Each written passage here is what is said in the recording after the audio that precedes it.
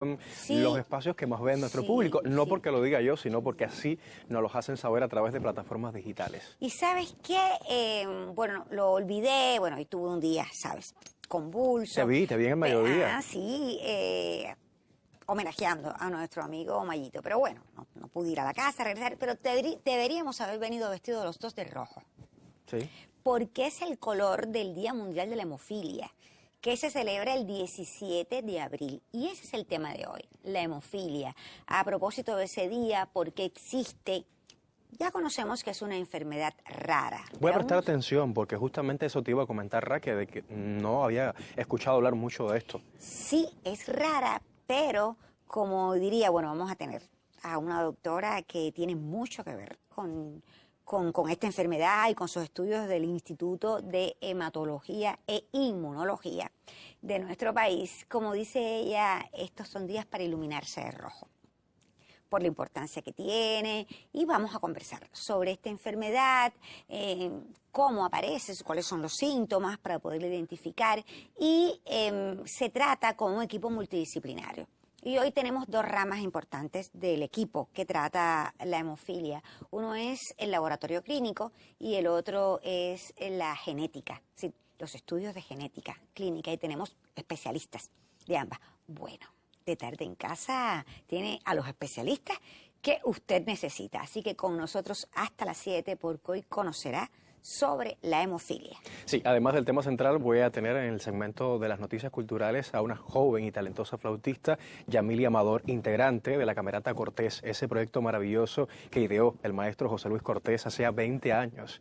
Y bueno, están realizando un grupo de presentaciones que han querido llamar En Talla con el Tosco, y una de esas presentaciones va a tener lugar en la hermosa ciudad de Santa Clara la próxima semana. De eso y más vamos a estar dialogando desde la terraza. Qué buen homenaje a José Luis Cortés. Por cierto, entre los nominados del Cuba Disco hay una nominación, creo que es un concierto en vivo. Te miento si te digo, no, es un, bueno, está grabado, está en un digo, que se llama Atacachillo. Qué bien, esa frase que inmortalizó todo el concierto.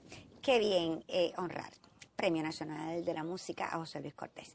Amigos, con nosotros porque hoy regresa a nuestra sección de cosmetología con Jorge Abdiel, que va a hablar sobre el cuidado del contorno de los ojos. Sí, ahí, donde salen las paticas de gallina, a todas y a todos. Así es. Así que atiendan también los hombres que piensan que, mira, Aguilera como me dice que no, él no tiene patas, porque él es caramelo y tiene algo de chino detrás. Por eso se va a demorar en arrugarse, pero de que nos llegan las arrugas a todos y algunas ojeras llegan. Si puede tener estos cuidados que nos va a recomendar hoy Jorge Abdiel, mejor.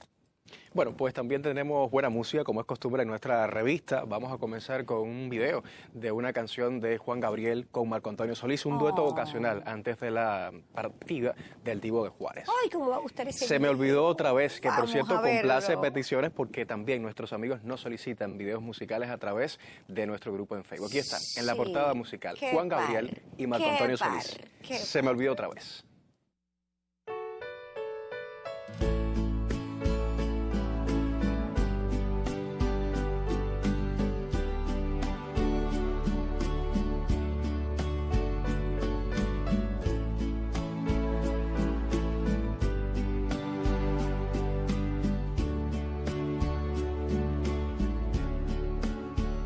Probablemente ya de mí te has olvidado, y mientras tanto yo te seguiré esperando. No me he querido ir para ver si algún día que tú quieras volver me encuentres todavía. Por eso aún estoy el lugar de siempre, en la misma ciudad y con la misma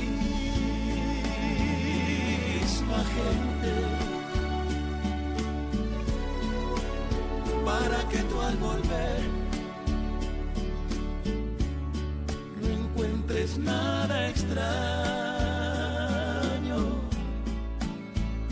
y seas como ayer y nunca más dejarnos. Probablemente estoy pidiendo demasiado. Se me olvidaba que ya habíamos terminado, que nunca volverás, que nunca me quisiste. Se me olvidó otra vez se me olvidó, se me volvió a olvidar que solo yo te quise.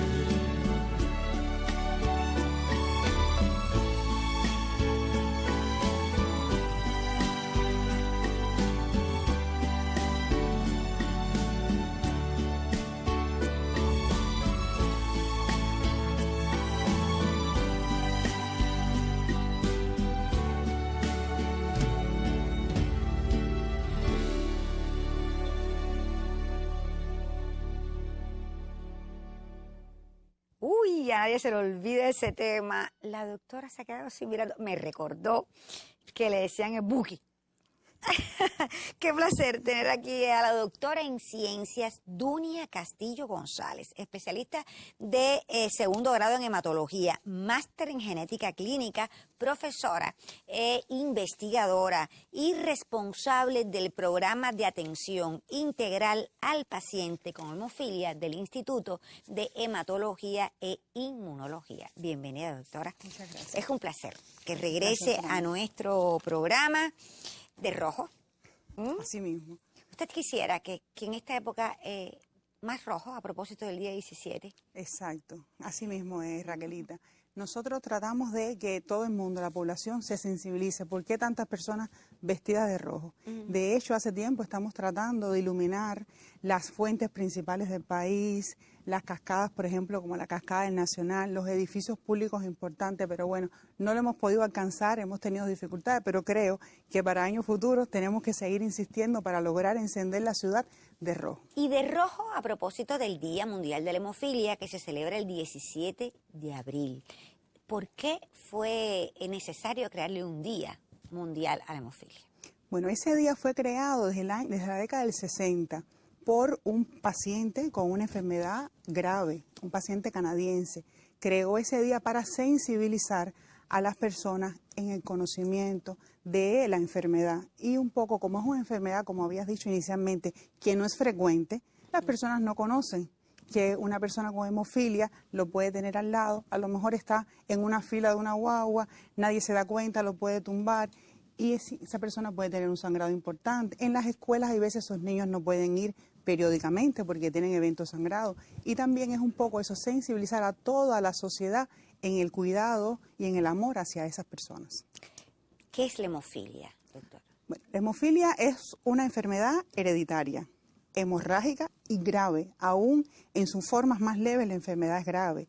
Se presenta por la disminución de dos factores importantes de la coagulación, el factor octavo en el caso de la hemofilia A y el factor noveno en el caso de la hemofilia B. La coagulación es un proceso biológico pero vital porque es necesario para todas las acciones que hacemos en el día a día. Esta enfermedad se caracteriza por sangrado frecuente. Al faltar dos factores de esos tan importantes, por supuesto la coagulación es deficiente. Y las personas tienen sangrados a cualquier nivel. Los más frecuentes son las articulaciones y los músculos. Son los sitios, vamos a decir, típicos de sangrado de la enfermedad. Pero eso no se ve, doctora, ¿se ve? Cuando hay sangrado.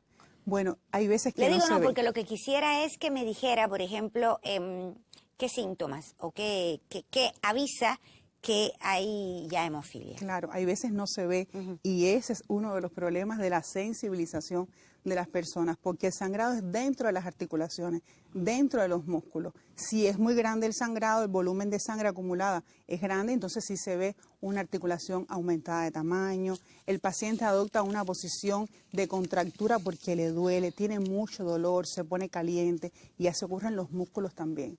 Hay veces, por ejemplo, a un cuerpo de guardia puede llegar una persona con hemofilia, con un sangrado articular o muscular y nadie pasa inadvertido. Ellos tienen mucho dolor, hay veces no tienen fuerza ni para protestar, que necesitan ser atendidos rápidamente. Y sin embargo viene a lo mejor alguien que se dio una laceración con un cuchillo, pero es más escandalosa porque la sangre se ve y entonces a lo mejor la atención se va hacia esa persona y no hacia el paciente con hemofilia que está con mucho dolor y de esos sangrados a repetición se les producen daños en sus articulaciones de forma permanente.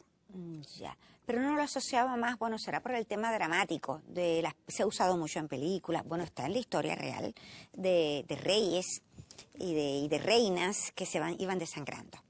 E incluso que le ponían a los árboles para cuando jugaban, le ponían como unas cosas alrededor para que los niños no se... Uno lo ve también. ¿Existe también el síntoma de sangrar sin una herida?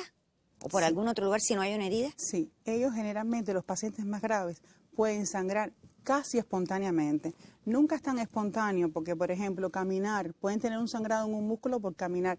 Y caminar aparentemente puede no ser un gran esfuerzo físico, pero para ellos es un esfuerzo físico. Pueden tener sangrados en los músculos, sobre todo articulaciones del tobillo, todas las articulaciones pueden sangrar. Y además pueden tener sangrados en otros sitios, en la cabeza, en el sistema nervioso central, en la base de la lengua, pueden sangrar el cuello, los músculos del cuello es muy peligroso, pueden sangrar por el sistema digestivo, en la orina, o sea, por todos los lugares el sangrado puede aparecer. Eso sin contar que una herida o un trauma.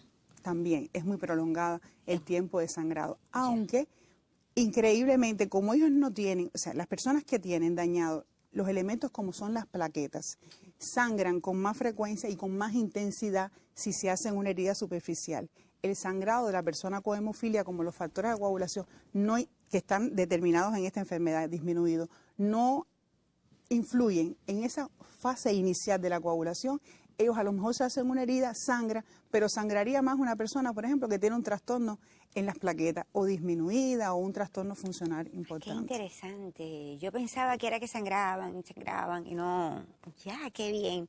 Doctora, esta enfermedad, ¿cómo se atiende? ¿Quiénes la atienden? ¿Cómo se atiende la hemofilia? Bueno, la enfermedad es del hematólogo, esa es la base del hematólogo, pero se trata de que el paciente, como es un paciente que desde los primeros momentos de la vida se hace diagnóstico, sea atendido por un equipo multidisciplinario. ¿Por qué? Porque tiene 2 daños articulares, como le habíamos expresado, y por eso el año pasado que vinimos también trajimos a un ortopédico, invitamos al ortopédico por enfermería, porque el tema de las vacunas es importante, pero necesita también personas de genética por su diagnóstico genético. También necesita de las personas de rehabilitación, porque una articulación dañada después requiere que se rehabilite para poderlo integrar. El trabajo de psicología, del trabajo social también es muy importante. También otras áreas son laboratorios, bancos de sangre. Y bueno, todos en conjunto trabajamos en función de que el paciente tenga una mejor calidad de vida. Bueno, pues entonces cuando regrese, doctor, usted se queda aquí con nosotros, se van a ir sumando las diferentes especialistas. Vamos a estar conversando con una licenciada en laboratorio clínico, porque es vital en ese equipo multidisciplinario la actividad del especialista del laboratorio clínico. En breve llega Janet.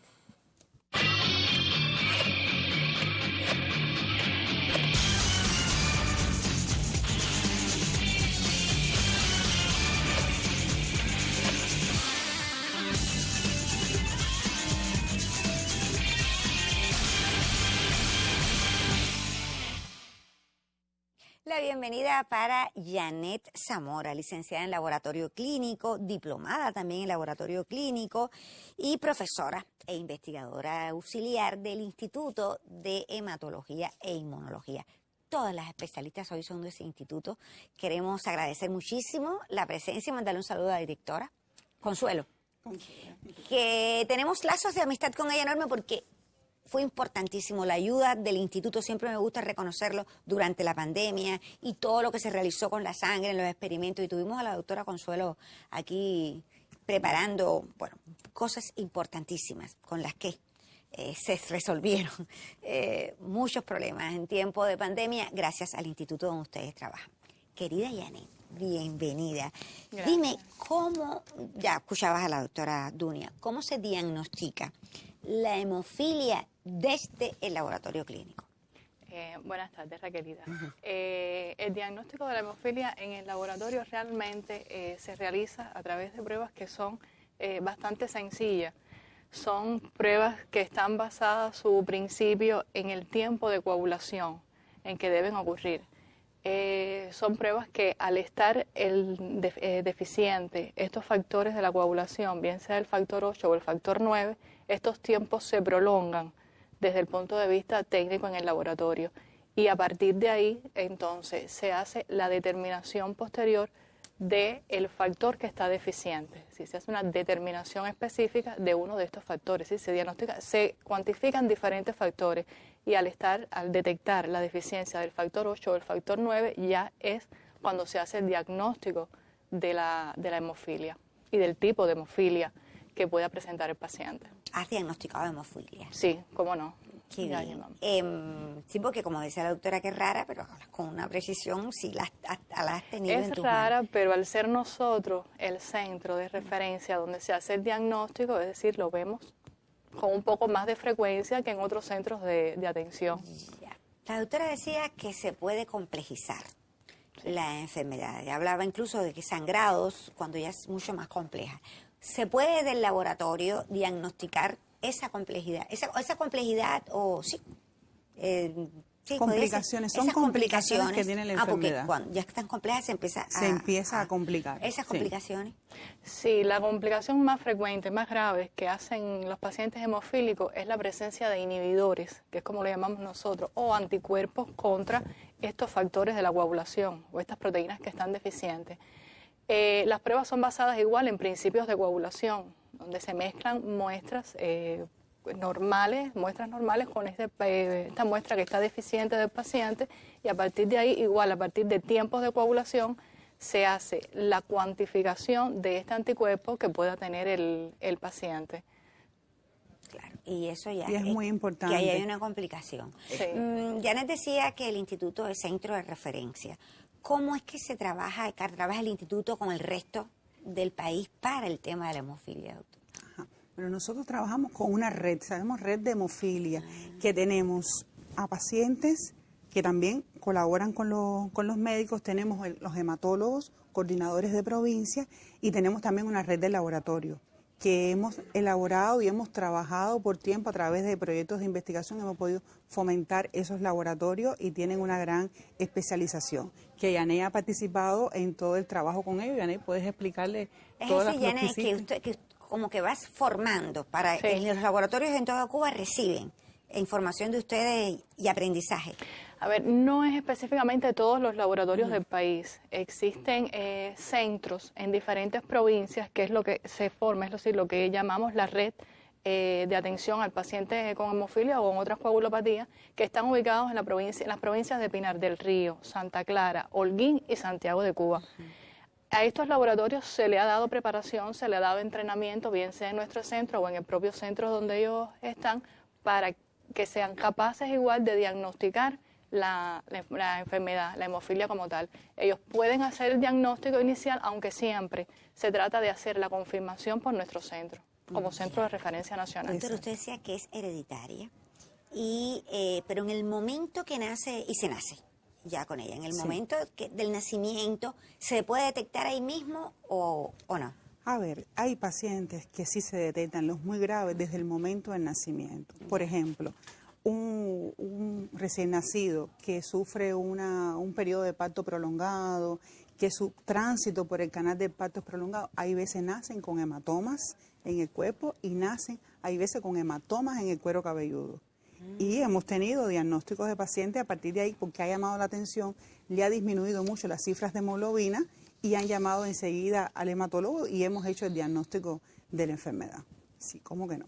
Cuando, por ejemplo, le ponen las primeras vacunas, puede también tener algunas manifestaciones de hematomas en esa región. No es lo más frecuente. Por lo general se diagnostica la enfermedad sobre los 6, 7 meses cuando empiezan el proceso del gateo, a querer incorporarse en la cunita, que se empiezan a dar golpecitos, es cuando más se manifiestan. Pero sí, tenemos recién nacidos diagnosticados. Y mientras más precoz sea el diagnóstico, mejor. Es mejor, Claro. es mejor.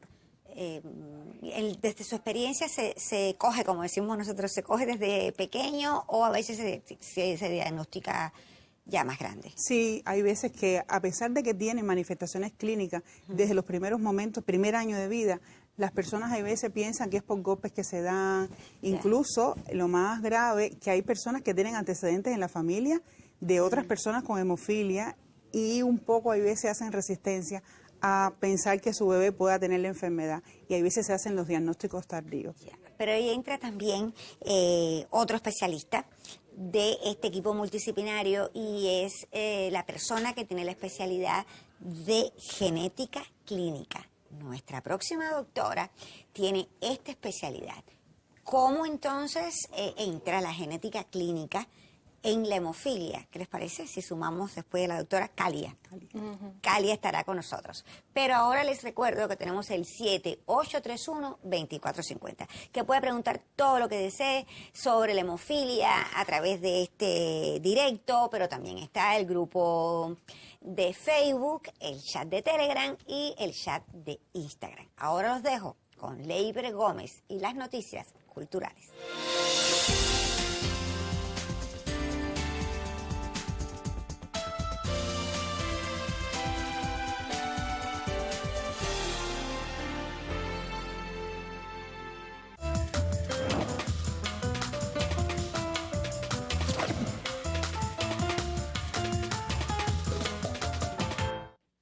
Les reitero las buenas tardes y le agradezco por seguir en vivo junto a la revista de Tarde en Casa. Tiempo para nuestro segmento de las culturales y antes de dialogar con mi invitada, quiero invitarles a un casting para modelos a los que nos invita la agencia de moda Vidal Dorens. Es para jóvenes mayores de 15 años.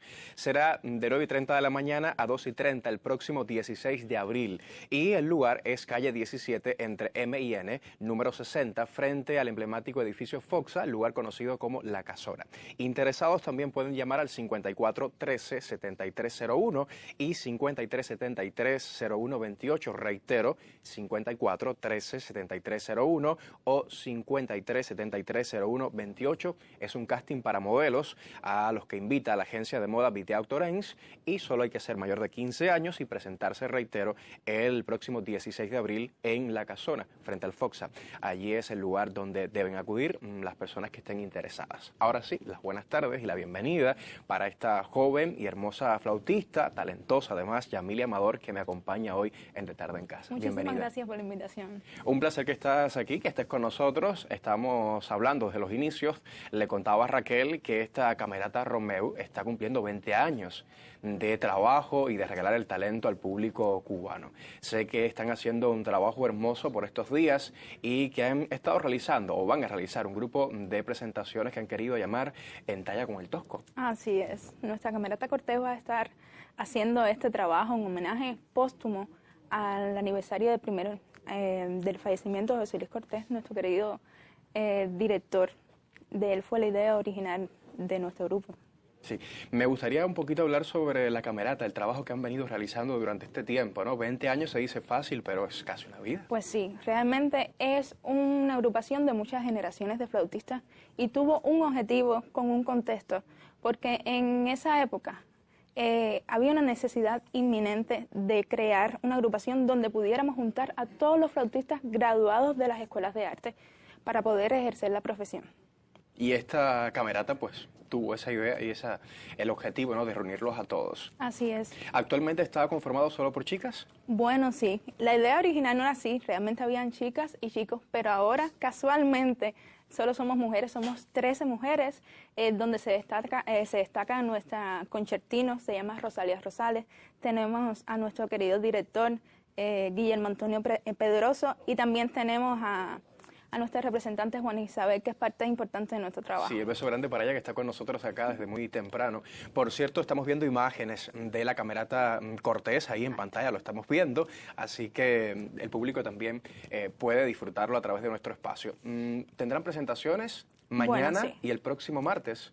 Sí, porque esta serie de conciertos tiene un objetivo fundamental, como ya lo había dicho, y mañana va a ser nuestra primera presentación en Calzada y 4, en el gobierno de Plaza, darle las gracias de paso a la Dirección de Cultura de Plaza y a su director Harold, que ha sido una parte muy importante y nos ha apoyado mucho para este concierto. El primero va a ser mañana, Calzada y 4, 11 de la mañana.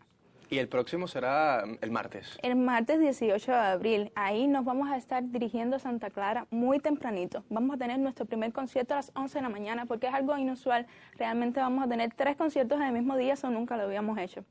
Y entonces a las 11 de la mañana vamos a tener un concierto de barrio, porque lo vamos a estar haciendo en el Condado, que fue el barrio donde se crió José Luis Cortés. Allí nació. Va a ser un concierto donde van a haber familiares, vecinos, estudiantes, va a haber conferencias de prensa, va a estar acompañándonos el crítico Oni Acosta, nuestro director también va a decir unas palabras, y estudiantes también de las escuelas de arte. Después, a las 4 de la tarde, nos vamos a estar trasladando a la Galería de Arte de Villa Clara, y ahí vamos a estar tocando también con estudiantes del ensemble de Catulla, se llama así.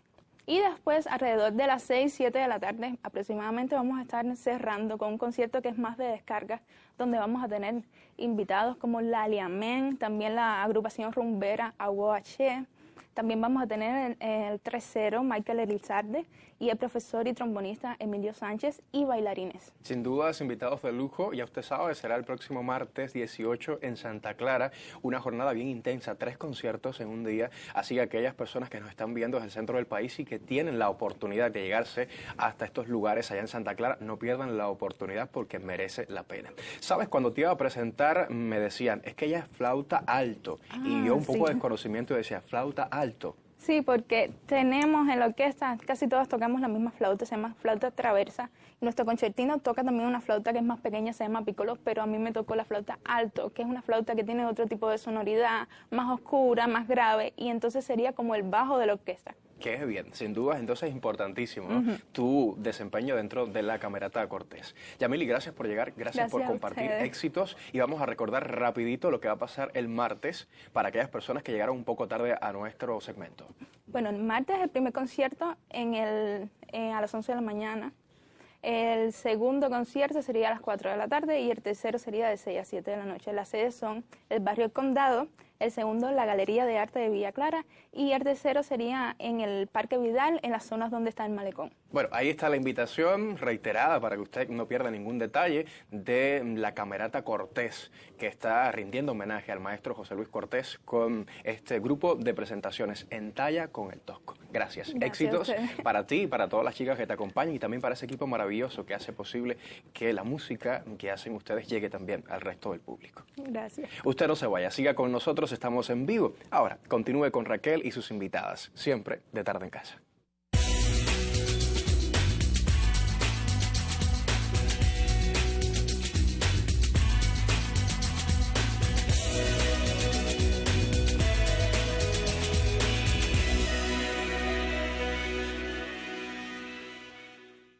Pues sí, mis buenos amigos, la cercanía del Día Mundial de la Hemofilia, el próximo 17 de abril, nos ha motivado a hablar sobre esta enfermedad que ya a estas alturas sabemos que es rara, sabemos muchos aspectos de ella, de cómo se produce, de cómo el sangramiento es interno, y todo esto tenemos que agradecerlo, bueno, a la doctora Dunia Castillo, a quien vuelvo a dar la bienvenida, que es responsable del programa de atención integral al paciente con hemofilia. Todas las doctoras aquí especialistas son del Instituto de Hematología e Inmunología. A la licenciada en Laboratorio Clínico, Janet Zamora, y ahora se suma alguien muy importante en el equipo multidisciplinario de la atención al paciente hemofílico, que es la doctora Kalia Labaut, que es especialista en medicina general integral, especialista en segundo grado de genética clínica y profesora e investigadora. Bienvenida, gracias, doctora. Bueno, ahora me haría falta saber el diagnóstico desde el punto de vista genético, que es su especialidad del paciente hemofílico? ¿Cómo es? En Cuba, el diagnóstico genético de la hemofilia se realiza a partir de técnicas de biología molecular con la utilización de marcadores moleculares que están en el cromosoma X de las personas, es decir, de los pacientes y familiares. En este caso, con este estudio, es decir, con este estudio a partir de estos marcadores moleculares, en un gran por ciento de las familias con hemofilia tratamos de identificar, o se logra identificar, en la mujer portadora cuál de sus dos X presenta la mutación. Este estudio se realiza en el Centro Nacional de Genética Médica. Hay otras técnicas también de biología molecular que aún no hemos podido incorporar en el país, que es como las técnicas de secuenciación de nueva generación, que en este caso, con esta técnica sí se precisa la mutación en el caso de la hemofilia, tanto A como B. La mujer portadora puede, disculpe mi ignorancia, ¿puede portarla y no padecerla? Sí. Generalmente la mujer portadora, presenta la mutación, pero no expresa la enfermedad. En algunas ocasiones, esta mujer portadora sí puede expresar cierto grado de la enfermedad. Es decir, a veces hay procesos biológicos, si existe un proceso biológico en el cual se inactiva uno de los cromosomas X de las mujeres, ¿sí? de la fémina, tenemos dos cromosomas X, se inactiva una X en la mujer portadora, y en el caso que se inactive la X que no tiene la mutación, entonces puede expresar la enfermedad en cierto grado. Ya. ¿Es cierto que la hemofilia la padecen más el sexo masculino que el femenino? Porque ahora estaba pensando en eso porque me dice lo de la portadora. Es decir, la hemofilia es una enfermedad que es mucho más frecuente en el sexo masculino. ¿Y por qué? El hombre tiene en su fórmula cromosómica una sola X. Si esa X tiene la mutación, ya expresa la enfermedad. En el caso de las mujeres, presentan dos X, como habíamos hablado anteriormente. Es decir, en caso de para la mujer expresar la enfermedad, debiera tener sus dos X con la mutación. Que esto puede ser a partir de que su padre sea hemofílico y la madre sea portadora de hemofilia. Pudiera nacer una hija hemofílica y expresar la enfermedad. Además, lo que habíamos explicado anteriormente de la inactivación del X, en el cual se inactiva el X que no tiene la mutación, por lo tanto también puede expresar la enfermedad. Y existe también una enfermedad cromosómica que puede unirse a mujeres portadoras, en el cual hay una afectación del cromosoma X que también puede expresar la enfermedad. Pero de forma general, siempre es más frecuente en el sexo masculino que en el sexo femenino. Y definitivamente, doctora Dunia, no tiene cura. Hay que vivir con hemofilia. Bueno, la enfermedad ya tiene cura. No me diga. La enfermedad ya tiene cura. Al ser una enfermedad donde está afectado un solo gen, o sea, en cada tipo de hemofilia, en el A y uno en el B, ya está aprobada por los buros reguladores de medicamentos y alimentos de Estados Unidos y Europa, la terapia génica para la hemofilia B. Ya fue a finales del año pasado.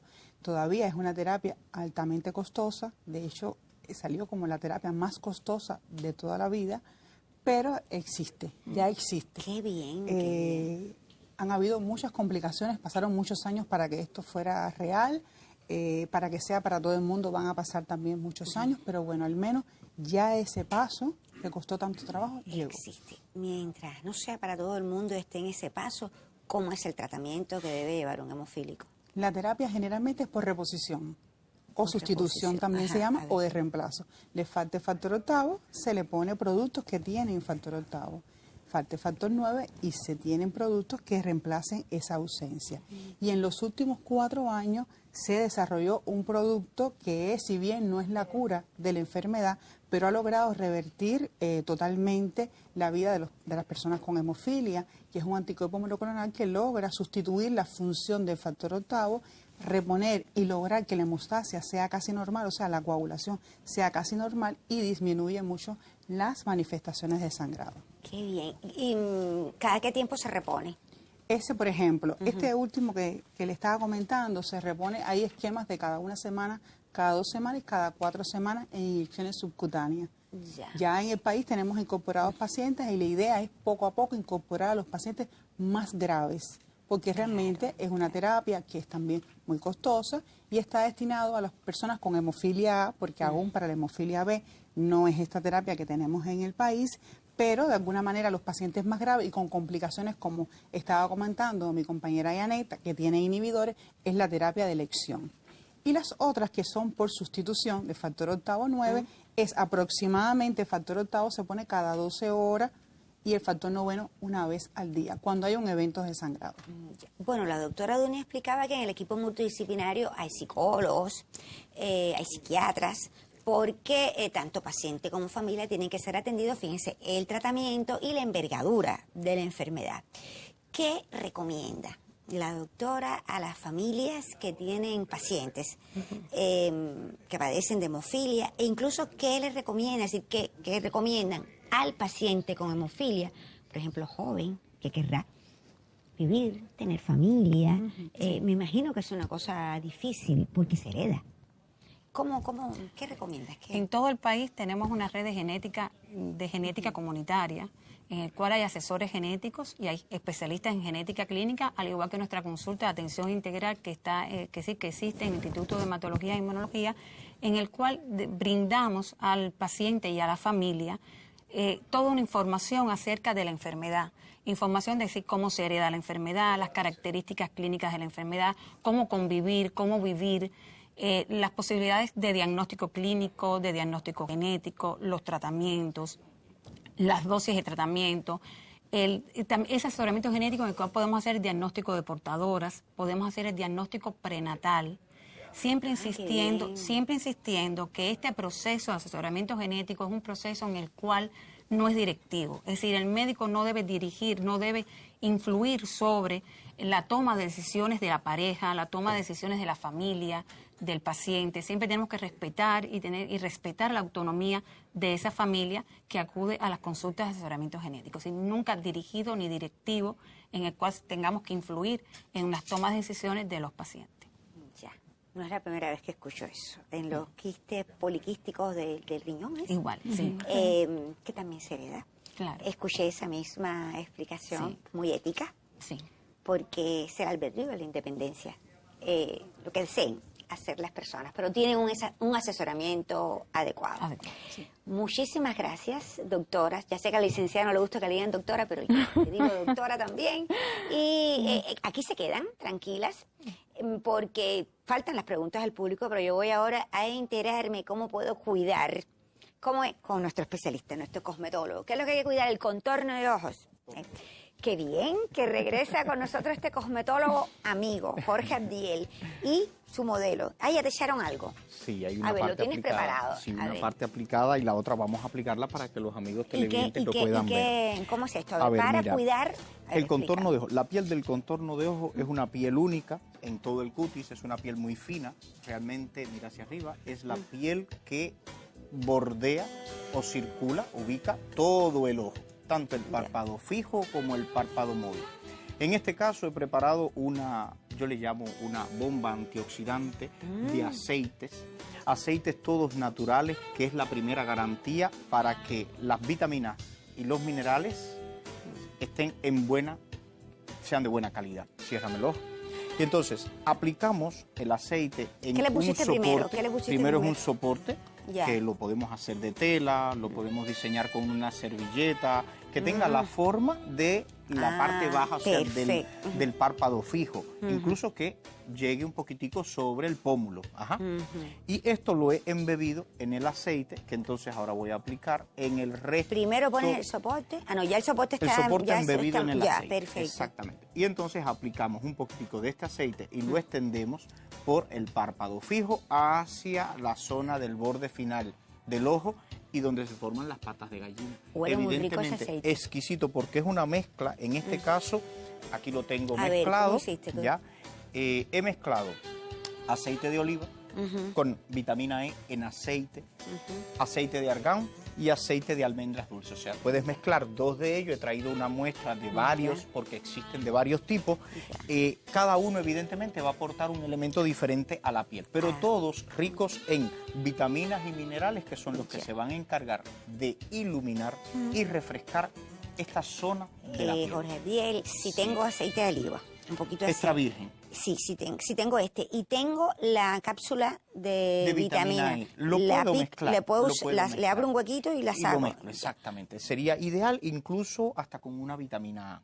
Mm. Evidentemente tenemos que aclarar que las cápsulas que son para ingerir, el efecto en piel es mínimo. Es mínimo. Porque están diseñadas para ser procesadas desde el interior del organismo, pero siempre van a hacer un bien, aunque sea superficial en la piel. En cambio, los aceites naturales, los aceites esenciales extraídos en frío, por presión y demás, van a aportar muchos más vitaminas y minerales a la piel que las cápsulas. Entonces, Perfecto. encontrar alguno, por ejemplo, el aceite de aguacate es muy rico en vitamina E. Por lo tanto, un aceite de aguacate vendría muy bien. En este caso, el de almendras. Sé que a veces se dificulta encontrarlo, pero esto, la mezcla acá ya. es de gotas. Y el soporte en el que lo voy a mezclar es muy absorbente, mantiene el producto en la zona y le vamos a dar un tiempo de pose de hasta 20 minutos. En reposo, nada de celular, nada de leyendo, o sea, Cierto. tranquilos, relajados. Es un tiempo para que justamente la zona del contorno de ojos, que producto de la falta de sueño o del sueño incómodo, del ejercicio de leer mucho los celulares, la computadora y demás, se nos cansa la vista. Y generalmente se expresa en ese oscurecimiento ligero, vamos a llamarle Lo así, que decimos ojeras.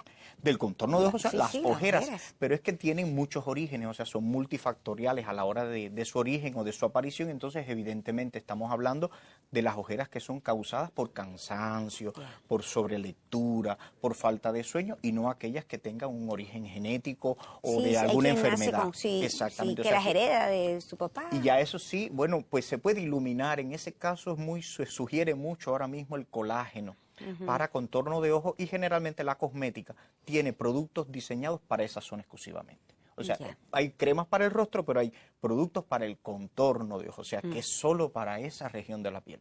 Entonces, esta es una propuesta sencilla, puede ser que tengamos aceite de oliva extra virgen. Pudiéramos usar un aceite de coco extraído en frío, sí o sí en frío, Extraído no en hecho en frío. casa, para el contorno de ojos, muy fresco, ¿ya? Hasta ahí. De romero pudiera ser. Sugiero mucho argán Como decías, y almendras. argán, decías natural. Siempre Extraído natural, sí. al En frío, frío. en frío. Bueno, todos los días aprendemos algo y ojalá podamos tener. ¿Qué pasa? Que es que el algo. calor oxida las vitaminas y los Ya. minerales. Y cuando hacemos el aceite en la candela pasa eso. Perfecto. Jorge Adiel, miles de gracias. ¿Cómo Un se llama placer. el modelo? Héctor. Héctor, es de allá de muchísimas Guanabacoa, gracias. ¿eh? de allá de Guanabacoa, de por la casa. Muchísimas gracias, Héctor. Y voy con las doctoras, viste Un cómo era el placer, tema de la buenísimo hemofilia el tema y de las hoy. preguntas que han hecho los televidentes.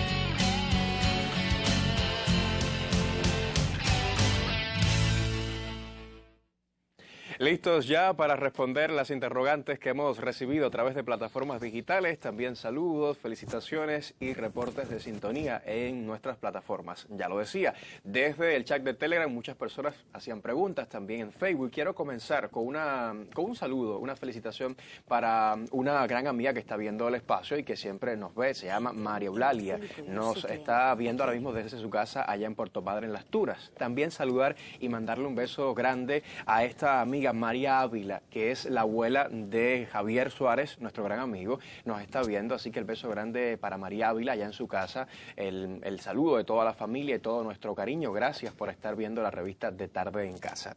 Y Estela Gutiérrez del Vedado se comunicaba a través de la vía telefónica y ella pregunta en qué raza es más frecuente la enfermedad. Bueno, la enfermedad no está ligada a ninguna raza específica. O sea, cualquier persona de cualquier grupo étnico la puede presentar. ¿Y la edad igual o...? La edad, sí, Sí, sí, sí, la enfermedad sí. es igual, no hay Claro. diferencia. Sí, sí, sí. Ese no es un parámetro que distinga la enfermedad. Claro. Los hombres sí. ¿Sí? Ustedes tienen más. Sí, es una enfermedad, sobre todo del sexo masculino. Ya. Quiero felicitar a una compañera nuestra, productora de Cubavisión Internacional, pero decimos nuestra porque nuestra revista se transmite desde un estudio que está en Cubavisión Internacional y nos encontramos siempre aquí entre nosotros, muy trabajadora. Felicidades para Suray Monteagudo, que estuvo de cumpleaños. Espero lo hayas pasado muy bien. Doctora, fíjese esta, Ismari Díaz de Luyano, ¿cuál es la diferencia entre un hemofílico y un ciclémico? Bueno, son dos enfermedades totalmente diferentes. La hemofilia hemos dicho que es una enfermedad hemorrágica. Y la anemia drepanocítica, que es el nombre real, o sea, médico, científico, de la ciclemia, conocida por ciclemia, porque se viene del inglés y por eso se dice de esa manera, es una anemia hemolítica. También comparten en común que son hereditarias, que son congénitas, que son enfermedades atendidas por los hematólogos, pero son dos caminos totalmente diferentes. Una es anemia y la otra es sangrados. Sí, tengo otro saludo, Raque, y es María Emilia Mejías Jorge. Te envía saludos para ti, a todo el equipo de la revista. Dice que su mamá siempre nos ve desde la casa y que disfruta mucho de la revista. Así que reitero el saludo para María Emilia Mejías Jorge y también para su mamá, Gloria Jorge Quesada, que es una fiel televidente de la revista De Tarde en Casa. Por su parte, Ana Julia Soto, desde Madrúa, se comunicaba para preguntarnos si un paciente con esta enfermedad puede tomar antiácidos y cualquier antibiótico. Sí. Claro, no tiene ninguna contraindicación. Gracias. Bueno, quiero adelantarme para felicitar a Cinesoft, que es una institución que ha colaborado muchísimo con nosotros y tiene mucho éxito en su trabajo y está cumpliendo 8 años el próximo lunes 17. Felicidades a todos y cada uno de los integrantes de Cinesoft. Cumplen el mismo día en el que se declaró Día Mundial de la Hemoffilia. Doctora Fernando Vázquez del Cotorro, tengo a mi esposa de 69 años presentando sangrado constantes en las encías. ¿Tendrá esto que ver con la hemofilia? ¿Un señor hablando de su esposa? Sí. No, claro, no tiene ninguna relación. Y menos a esa edad que esté debutando la enfermedad. Es muy poco probable. Perfecto. Sí, saludos para Maruchi Domínguez, nos ve desde la provincia de Granma, así que el saludo especial para ella, gracias por ese mensaje tan bonito. También para Yandy García en la provincia de Holguín, para él y para toda su familia que son fieles televidentes, nuestro abrazo y cariño. Y Estela Gamboa desde Bayamo, ella dice que si un paciente con esta enfermedad tiene limitaciones en su estilo de vida, ¿o qué limitaciones puede tener? Bueno, la idea es que no tenga limitaciones, ¿no? Cada vez los tratamientos son... O sea, el objetivo fundamental es que el paciente pueda tener una vida comparable con las personas que no tienen la enfermedad. Pero si el tratamiento no tiene el tratamiento más adecuado, las cantidades adecuadas, hay veces sí tienen limitaciones. Hacer esfuerzos físicos grandes. Ellos pueden hacer deportes también para que sus músculos y articulaciones estén fortalecidas, pero no deben exponerse a deportes de contacto. El boxeo... por ejemplo, el fútbol es un deporte de contacto y por muchos niños les gusta jugar el fútbol. Es un deporte de peligro, pero igual, si tienen un tratamiento adecuado, lo pueden realizar. No deben hacer deportes de combate, tampoco, no deben hacer deportes de extremo, buceo, un paracaidismo. O sea, de manera general, son los que prohibimos. Son deportes de bajo impacto, son los más recomendados. Bueno, pues recuerdo la programación el sábado en el Pepitos Bar, el antiguo Barbarán que queda frente al zoológico, donde está el humorista Juan Carlos el Gordo a las 9 de la noche. Giselle Sánchez del Mariel, ella sabe que el tema, que lo que va a preguntar no tiene mucho que ver con la hemofilia, pero le preocupa una prima que le han salido muchos, que le salen hematomas en los brazos. ¿Qué podría hacer y qué debe hacer? Bueno, lo primero que tiene que acercarse a un médico de la familia, ¿no? Es el primer punto.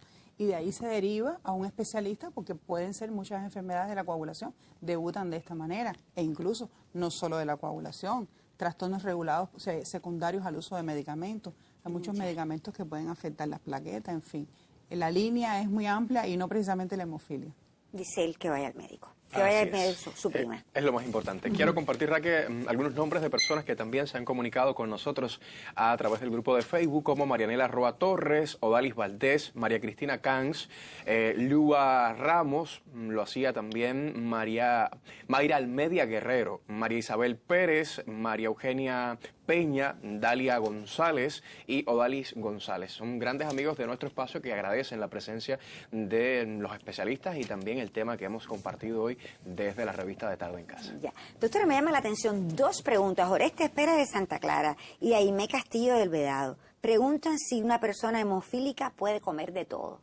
Sí, de hecho deben tener una buena alimentación, como son pacientes que tienen o personas que tienen sangrados recurrentes, deben tener una buena hemoglobina y eso es derivado de una buena alimentación. Muy bien. Sí, más preguntas. Andrés González, desde Morón, ¿a qué edad es que se puede detectar la hemofilia? Bueno, se puede detectar en cualquier momento de la vida, pero lo más frecuente son en los primeros años y mientras más grave es la enfermedad, más tempranamente se puede detectar. ¿Los primeros años desde pequeño? Desde o pequeño, desde el nacimiento y en el primer año de vida. La idea es que se detecte en el primer año de vida para poder brindarle, como explicaba la doctora Calia, el asesoramiento genético, el asesoramiento de esa familia, en los cuidados de ese niño que está naciendo y ese niño que está creciendo con la enfermedad. Claro. Doctora Marixa Valdés, de Marianao, pregunta que de qué otras enfermedades debe cuidarse el hemofílico. Es decir, tiene que prevenir otras enfermedades, pensando que si padece de otra puede complicarse con la hemofilia. Bueno, por ejemplo, sí, debe cuidarse de manera general de enfermedades que puedan empeorar el sistema de la coagulación. Dígase, por ejemplo, el dengue, que es una enfermedad que se caracteriza también por trastornos de la coagulación. Ellos desafortunadamente en algún momento que de manera general global estuvieron en contacto con productos que no estaban inactivados viralmente, muchos enfermos se contagiaron con el virus de la inmunodeficiencia humana a través de las transfusiones de sangre y con los virus de las hepatitis. Nosotros afortunadamente no tuvimos tantas personas contaminadas en la década del 80, pero igual es otra de las enfermedades que es parte de las complicaciones por el tratamiento de la enfermedad y bueno, igual les provoca a veces empeoramiento del cuadro clínico. Okay. Sí. Otros amigos también se sumaban al diálogo a través de nuestro chat en Telegram, como Lázaro Pedro, María Soledad, Lianex Suárez, Isabel Borges, Cristina Hernández, lo hacía también esta buena amiga Iliana Ravelo, todos ellos pues compartiendo y agradeciendo el espacio de este jueves. Y por acá se comunicaba Marta Pérez, desde Yaguajay, dice que padece del síndrome de antifosfolípido, ¿lo dije correctamente? Ella quiere saber si tiene que ver con la hemofilia. ¿Ya? No, para nada. Son diferentes. Son totalmente diferentes, son eventos contrapuestos totalmente. Nada tiene que ver el síndrome antifosfolipídico con la hemofilia. Nada. ¿Llevan tratamientos diferentes y todo? Todo es totalmente diferente. Es decir, la hemofilia está relacionada con eventos de sangramiento y el síndrome antifosfolipídico, entre otras causas, está relacionado con eventos de trombosis o con pérdidas recurrentes de embarazo. Es decir, son dos entidades totalmente diferentes, dos líneas totalmente diferentes.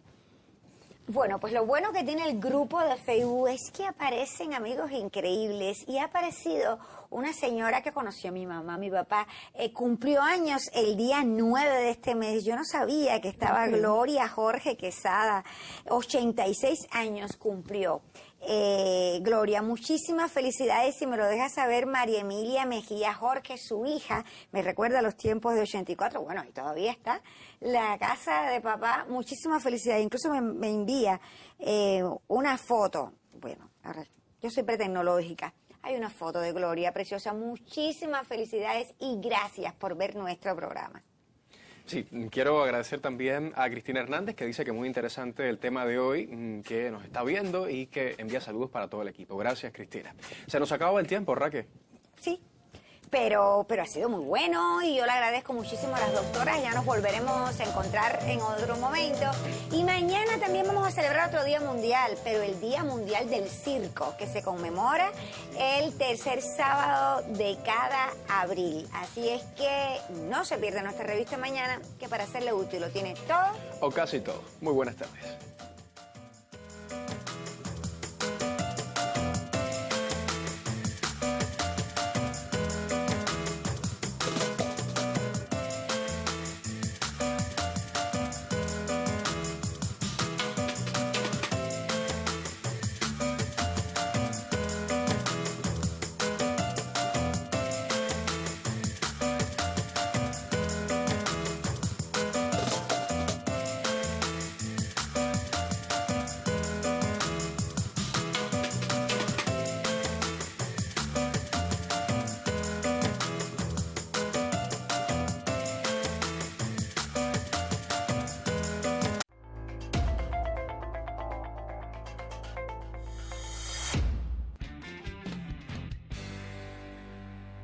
Hoy les tengo una propuesta especial, hacer un recorrido por toda la isla, desde occidente hasta oriente, transitando por paisajes urbanos y rurales que para muchos serán una verdadera revelación. Un nuevo espacio en el canal educativo atrae la atención de los televidentes ávidos de los mediometrajes.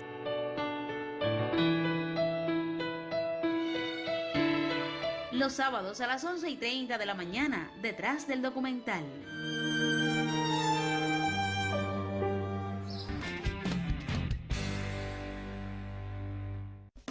El dengue atraviesa por 3 fases: febril, crítica y de recuperación.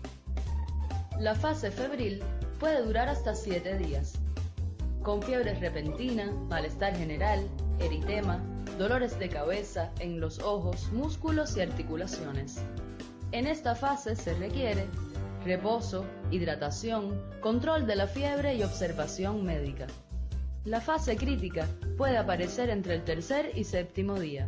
Se inicia cuando cae la fiebre y aunque se experimenta sensación de mejoría, el reposo y la hidratación deben mantenerse. En esta fase pueden presentarse los signos de alarma que llevan al dengue grave. Los signos de alarma son vómitos reiterados, edema o hinchazón, dolor abdominal intenso, irritabilidad, somnolencia y sangrado. Basta un solo signo de alarma para acudir inmediatamente a los servicios de salud. Si no hay signos de alarma, la fase de recuperación comienza entre el 7º y 10º día. Mejora el estado general de la persona y poco a poco se reincorpora a su vida cotidiana. Identificar las fases del dengue y sus signos de alarma oportunamente salva vidas. Este es un mensaje de la OPS.